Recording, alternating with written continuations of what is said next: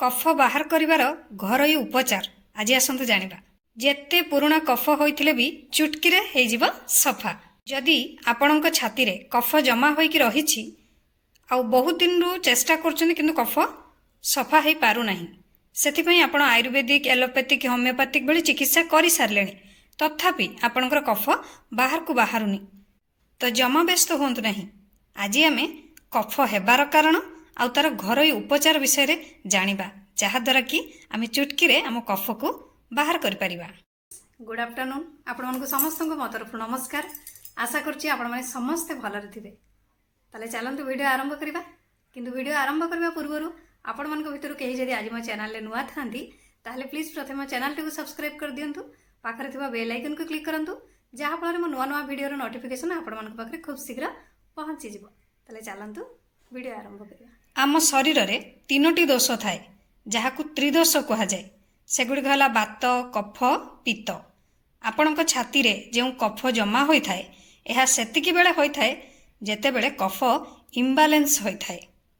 मनीष शरीर रे गोटिए केमिकल रही थाए जहार नाम हैला फॉस्फोरस।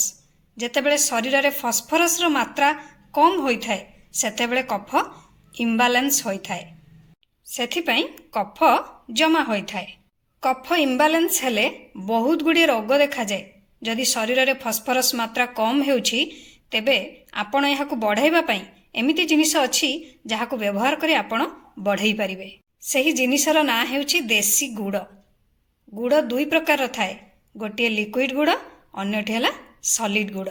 किंतु लिक्विड गुड़ रे फॉस्फोरस रो मात्रा अधिक थाए।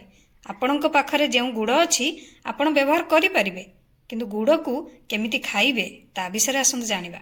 एही गुड़ को व्यवहार करी केमिति आपण माने कफर भी मुक्त करि परिबे। गुड़ को दिन को 50 ग्राम रु 100 ग्राम पर्यंत खाई परिबे। केते बेले भी आपण एहाकु खाई परिबे, एहार किछि समय नाही।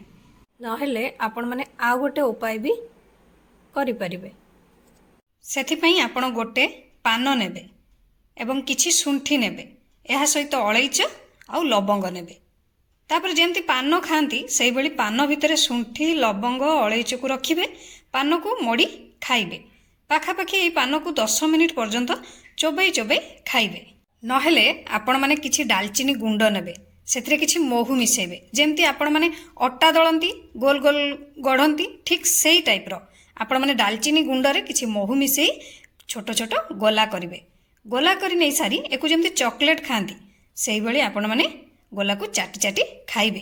खाई सारला परे अध ग्लास उषुम पानी पी दिबे, देखिबे कफ आराम से बाहरी जिवो। नहेले आपण माने जेमती चा पिउछंती सेई परी दिन रे सकाळू नै राति पर्यंत गोटे दिन रे 5 थर गरम पानी पीबे।